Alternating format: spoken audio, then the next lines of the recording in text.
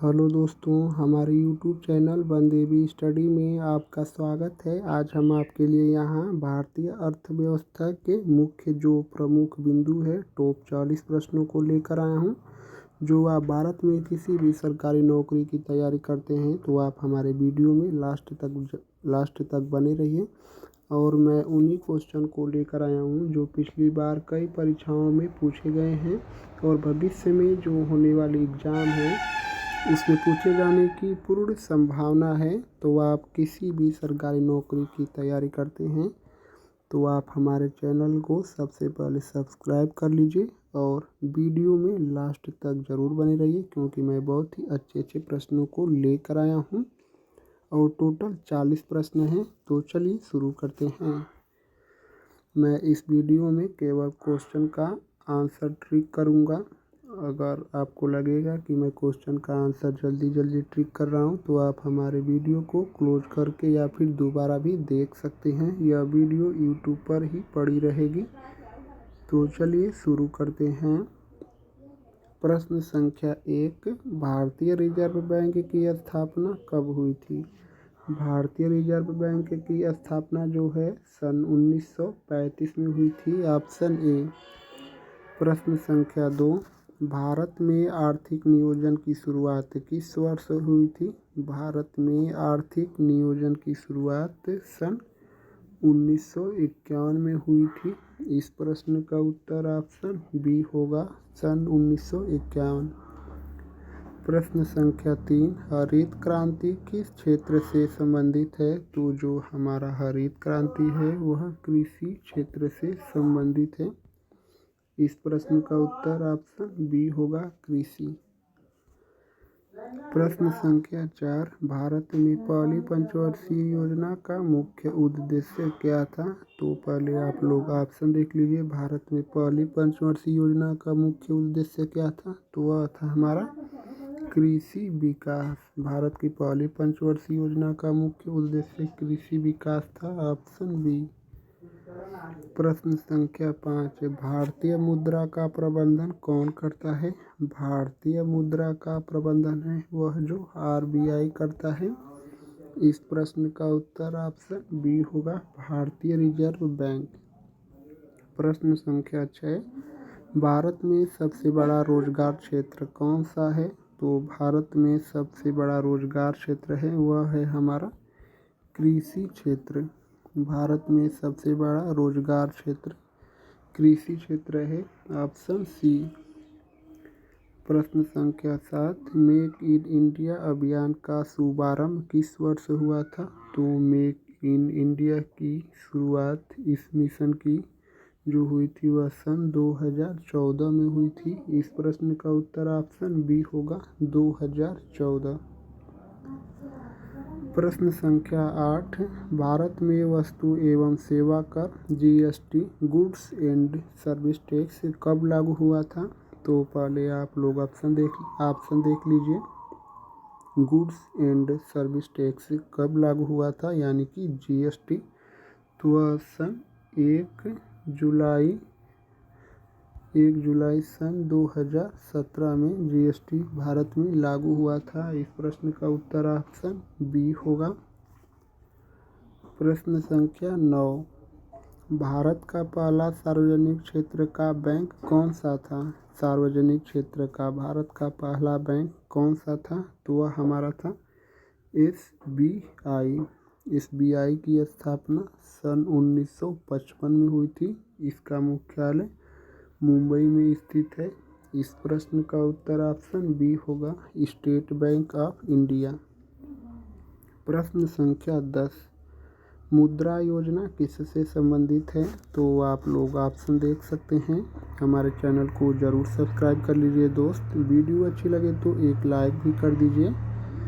मुद्रा योजना किससे संबंधित है? तो जो हमारी मुद्रा योजना है वह छोटे उद्योगों को लोन या ऋण देने के लिए बहुत ही उपयोगी साबित हो रही है। इस प्रश्न का उत्तर ऑप्शन सी होगा, छोटे उद्योगों को ऋण। प्रश्न संख्या 11, भारत में राष्ट्रीय आय का प्रमुख स्रोत क्या है? जो राष्ट्रीय आय है इसका प्रमुख स्रोत क्या है? तो वह है हमारा सेवा क्षेत्र।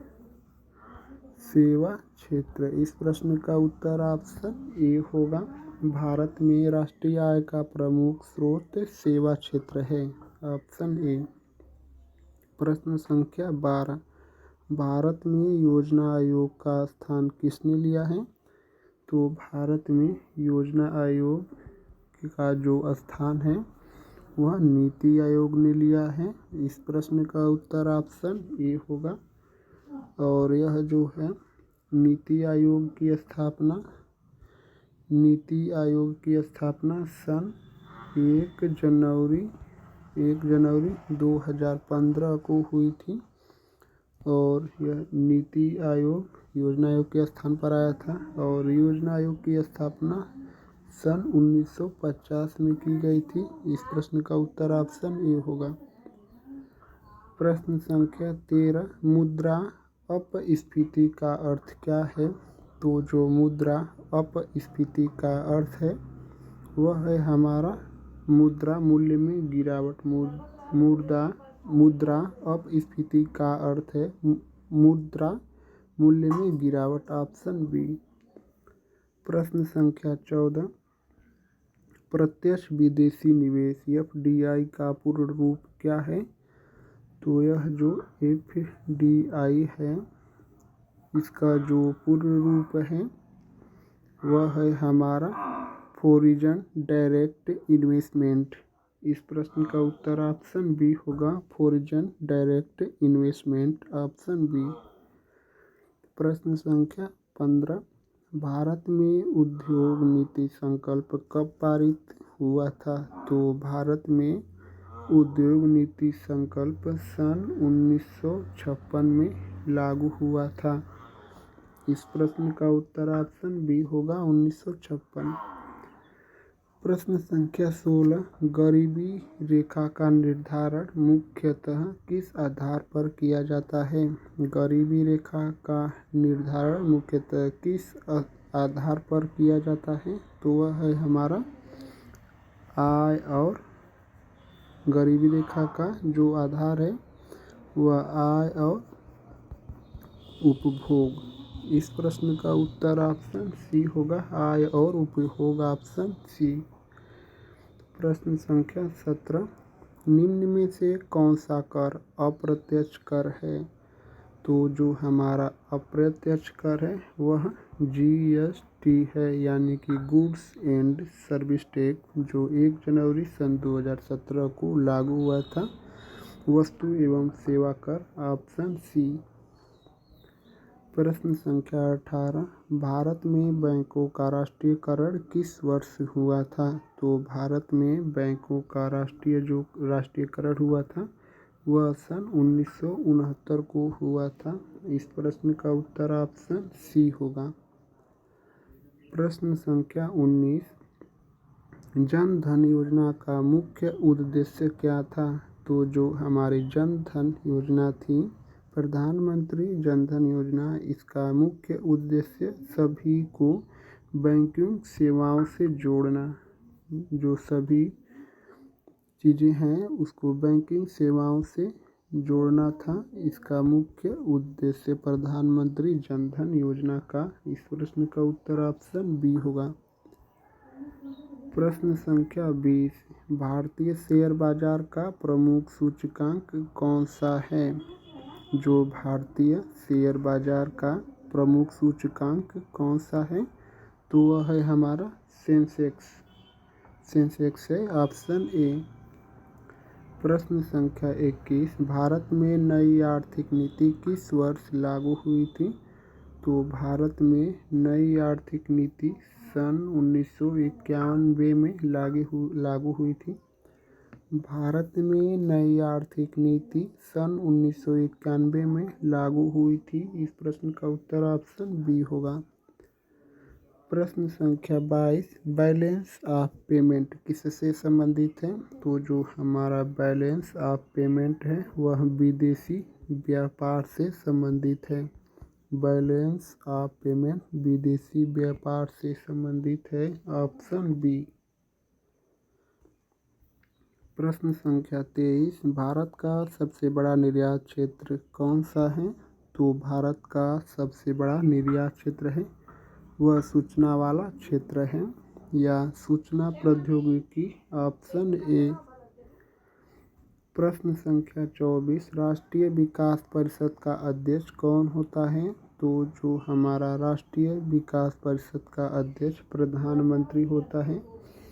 भारत का प्रधानमंत्री राष्ट्रीय विकास परिषद का अध्यक्ष भारत का प्रधानमंत्री होता है, option B.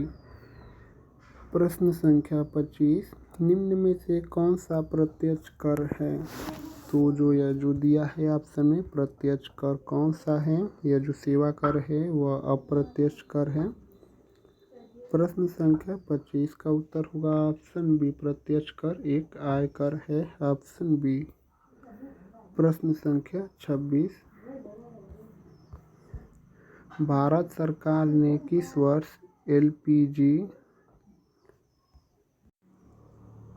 LPG लाइब्रोलाइजेशन, privatisation, globalisation नीति को अपनाया? तो वह कौन सा वर्ष है? तो वह है हमारा सन 1991। इस प्रश्न का उत्तर ऑप्शन बी होगा, सन 1991। प्रश्न संख्या 27, न्यूनतम समर्थन मूल्य एमएसपी किसके लिए तय किया जाता है? माइक्रो या एमएसपी का फुल फॉर्म होता है माइक्रो स्मॉल मीडियम इंटरप्राइज या एमएसपीई।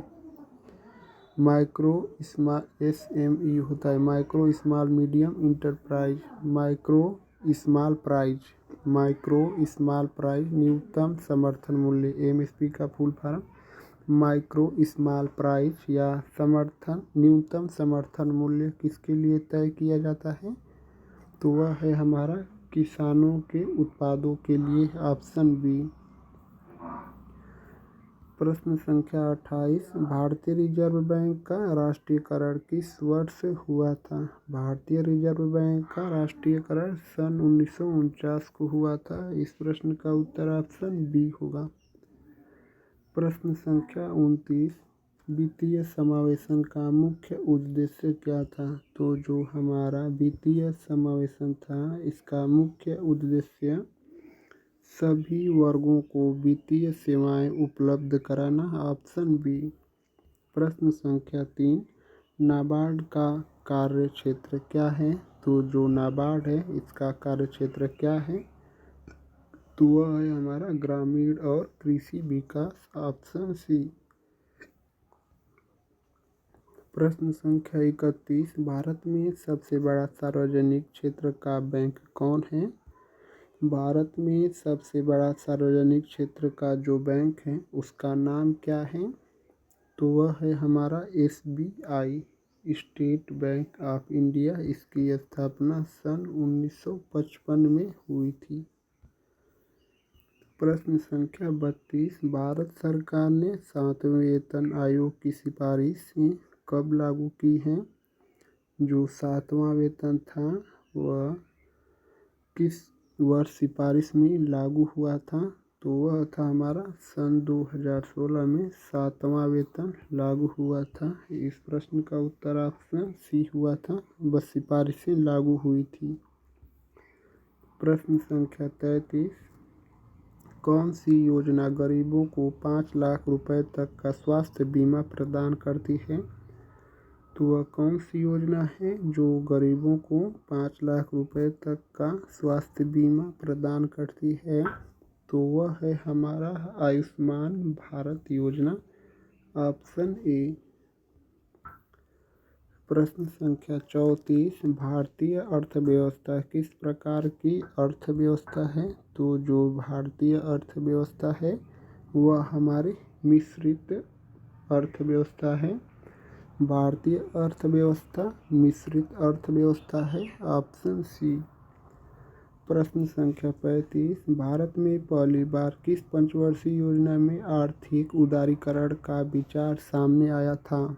तो वह कौन सी पंचवर्षीय योजना थी जिसमें पहली बार आर्थिक उदारीकरण का विचार सामने आया था?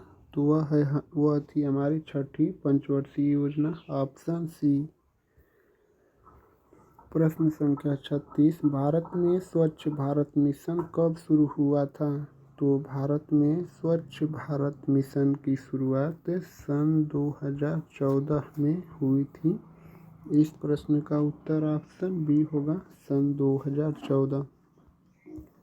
प्रश्न संख्या 37, भारत सरकार ने स्मार्ट सिटी मिशन कब लॉन्च किया था?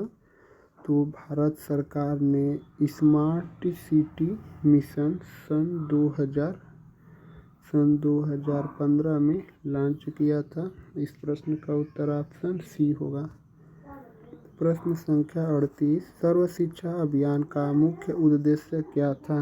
तो जो हमारा सर्व शिक्षा अभियान था, इसका जो मुख्य उद्देश्य था वह भारत में सभी के लिए शिक्षा पूर्ण रूप से प्रदान करना था, शिक्षा सुनिश्चित करना। इस प्रश्न का उत्तर ऑप्शन सी होगा, सभी के लिए शिक्षा सुनिश्चित करना, ऑप्शन सी। प्रश्न संख्या 39, भारत में आर्थिक गणना किस संस्था द्वारा करवाई जाती है? तो आर्थिक जो गणना है भारत में वह CSO के द्वारा करवाई जाती है। इस प्रश्न का उत्तर ऑप्शन सी होगा, केंद्रीय सांख्यिकी कार्यालय। भारत में आर्थिक गणना CSO या केंद्रीय सांख्यिकी कार्यालय द्वारा करवाई जाती है, ऑप्शन सी। प्रश्न संख्या 40 और आज के प्रैक्टिस सेट का लास्ट क्वेश्चन, भारत का सबसे बड़ा कृषि उत्पादक कौन सा है? तो भारत में कृषि का सबसे बड़ा उत्पादक कौन सा है? तो प्रश्न संख्या 40 का उत्तर आप लोगों को कमेंट में बताना है। देखते हैं कितने लोग इसका उत्तर कमेंट करके बता पाते हैं। तो आप हमारे चैनल को सब्सक्राइब कर लीजिए, बेल आइकन को प्रेस कर दीजिए। वीडियो अच्छी लगे तो एक लाइक भी कर दीजिए। आप किसी भी स्पेशल टॉपिक पर वीडियो चाहते हैं तो आप हमको कमेंट कर दीजिए, मैं उस पर आपके लिए एक special video PYQ MCQ format में और थ्योरी सहित लेकर आऊँगा। और आप लोग का बहुत बहुत धन्यवाद दोस्तों।